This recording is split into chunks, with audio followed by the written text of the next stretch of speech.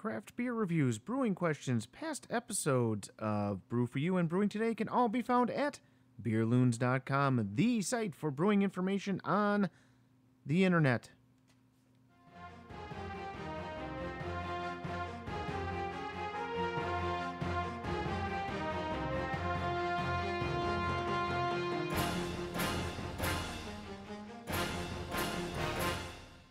Hi everyone, I am your host Mike Campbell and welcome to Brewing Today. Today we are continuing our series of off or unusual flavors in beer.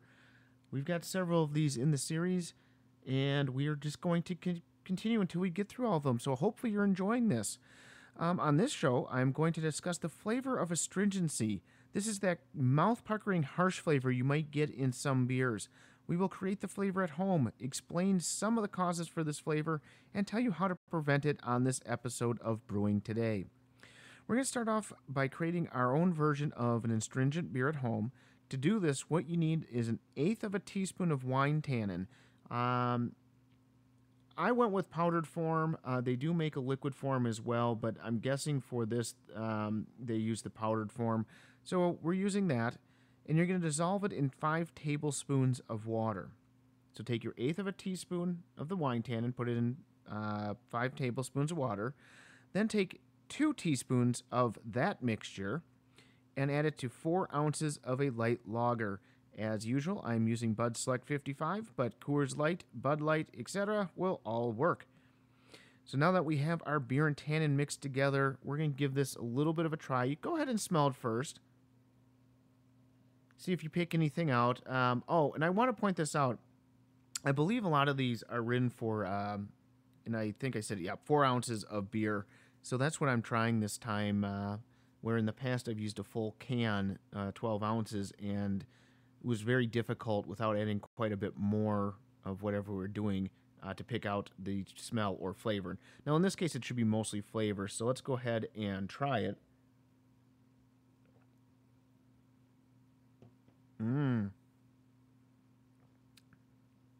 There's some good stuff. Holy moly. So hopefully you notice the off flavor.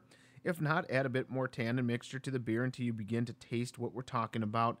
And basically what this is to me, it's not so much necessarily mouth puckering, but there is definitely a harshness. There's kind of a chalkiness to the beer as well. You can definitely taste the powder from the wine tannin. It brings with it a lot of flavor, but kind of tastes like, you may also hear the term of cardboard as well. So as it lingers, maybe you notice kind of this cardboard flavor on your palate. So the one thing I do have to say is Bud Select is a relatively fruity flavored beer, so it tends to be masking some of the flavors. So if you're using like something like Bud Light or Coors Light, you might be getting more of a dramatic effect for this. Astringent beers, frankly, as you can tell, are not very tasty and definitely a brewing mistake. So we now have an understanding what an astringent beer tastes like. So what causes this wonderful flavor? Well, there are several things that can cause it, and this is mostly for home brewers. Commercial breweries, if they're making this mistake, they're probably not going to be around very long, but a couple reasons why this happens. In brewing, in the all-grain process, it could be over-sparging. You could have over-crushed the grains, which I pointed out in many, many episodes in the past as far as too fine a crack. It's just a bigger problem as no crack or too little of a crack. If you boiled your grains, so your extract brewers that maybe steep your grains, if you boil those, you can get this flavor. Your sparge water is too hot. Your over 6 pH sparge water, that's pretty questionable. But, I mean, it does pull out, but that's pretty tight. Too much dark grain, so you created a recipe. Maybe you're doing a porter, but you used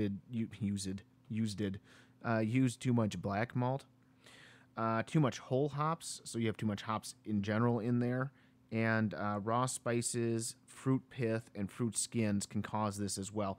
Because this is basically from the skin of, traditionally it's from the skin of grapes. Cabernet Sauvignons are known for that real earthy flavor from the red skins from the grape.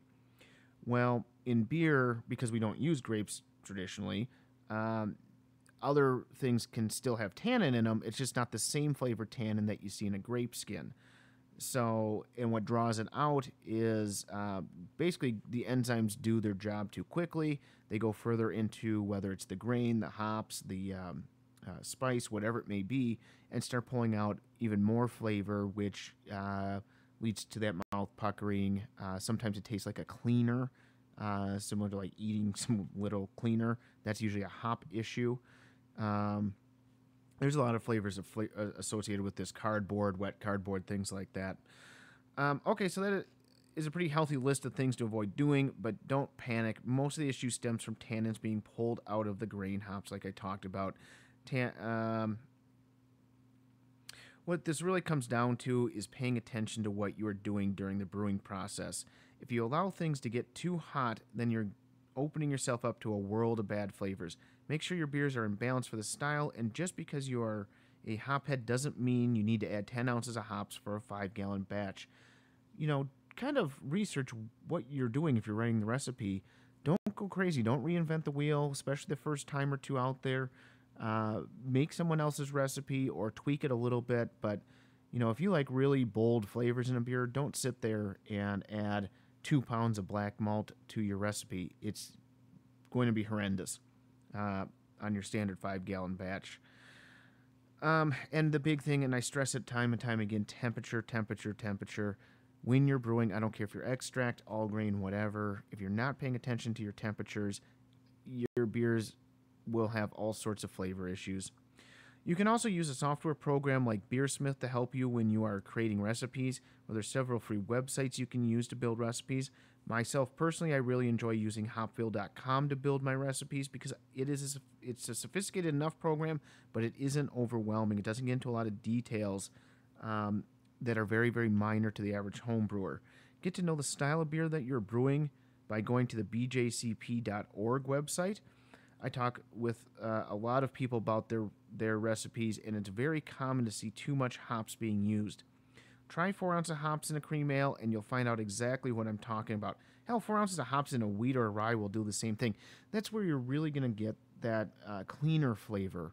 And I don't mean clean in like clean finishing. I mean cleaner. Like you ate Easy Clean or One Step or Star San or Be Bright or whatever the heck you use. It tastes literally like a sanitizer or a cleaner. Good beers aren't just a matter of luck. You need to pay attention to what you're doing while brewing. Vital. But you need to create a good recipe in the first place. Obviously, without a good foundation, you're not going to produce a good end product. Take the time to research the beer style you want to make and then put a recipe together. Remember why you like the beer style you want to brew, and don't get tempted to use 6 different grains and 6 different ounces of hops. Most beers will taste pretty crappy if you do. It's flat out, it's too much.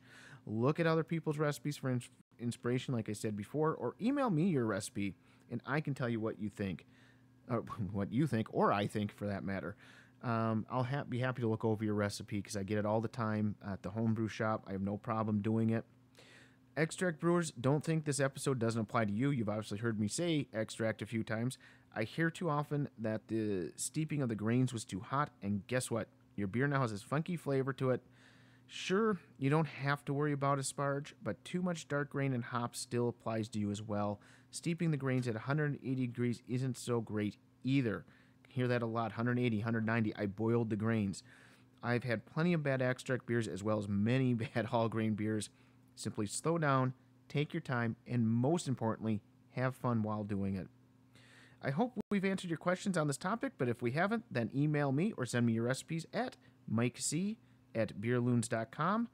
I will be happy to explain anything in further detail to you. We want this to be an interactive show, like I've said time and time again, so please don't be shy about emailing us.